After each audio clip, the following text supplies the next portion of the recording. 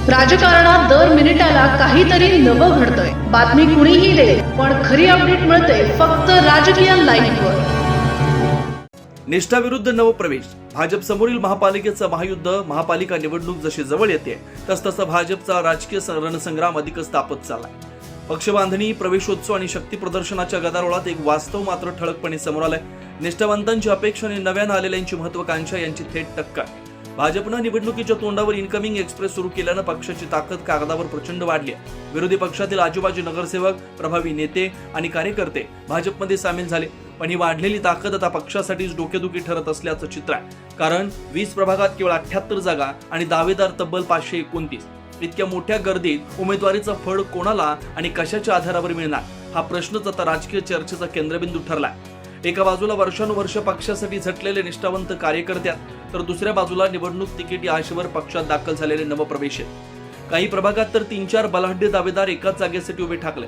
विद्यमान नगरसेवकांसमोरच नव्यानं आलेले आव्हान देत असल्यानं अंतर्गत संघर्ष अधिक तीव्र झाला।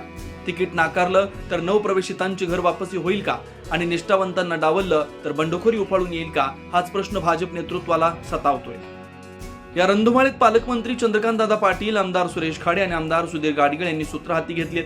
कोर कमिटीच्या बैठका, आमदारांची चर्चा आणि स्पष्ट सूचना। शिफारशीपेक्षा मेरिट महत्वाचं, जिंकण्याची क्षमता, कार्यकर्त्यांचं योगदान आणि प्रभागनिहाय वास्तव या निकषांवरच उमेदवारी ठरणार असल्याचा संदेश देण्यात आला। इच्छुकांची संख्या प्रचंड असल्यानं भाजपनं थेट औपचारिक मुलाखत प्रक्रिया राबवली आहे। आमदार, माजी आमदार, प्रदेश पदाधिकारी आणि संघटनात्मक नेत्यांनी प्रत्येक दावेदाराचा कस लावला।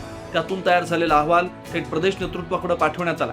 याशिवाय प्रभागनिहाय सर्वेक्षणाच्या आधारे कोण जिंकू शकतो आणि कुठं नाराजी आहे याची चाचपणी सुरू आहे। मात्र वेळ हातातून निसटत चालली आहे। 15 जानेवारीला मतदान आणि 23 डिसेंबर पासून अर्ज प्रक्रिया सुरू होत असल्यानं भाजपकडे अवघे काही दिवस उरलेत। उमेदवारी जाहीर करण्यात उशीर झाला तर नाराजी चलून पसरू शकतं, याची पूर्ण जाणीव पक्ष नेतृत्वाला आहे। यंदाची महापालिका निवडणूक भाजपसाठी केवळ निवडणूक नाही तर प्रतिष्ठेची लढाई आहे। वाढलेली ताकद मतपेटीत उतरवायची असेल तर समतोल, संयम आणि राजकीय कौशल्य यांची खरी परीक्षा लागणार आहे। निष्ठा दुखावली तर बंडखोरी, नवप्रवेशित नाराज झाले तर घर वापसी, या दोन्ही टोकांमधील सुवर्णमध्य साधण्यातच भाजपचं यश दडलंय।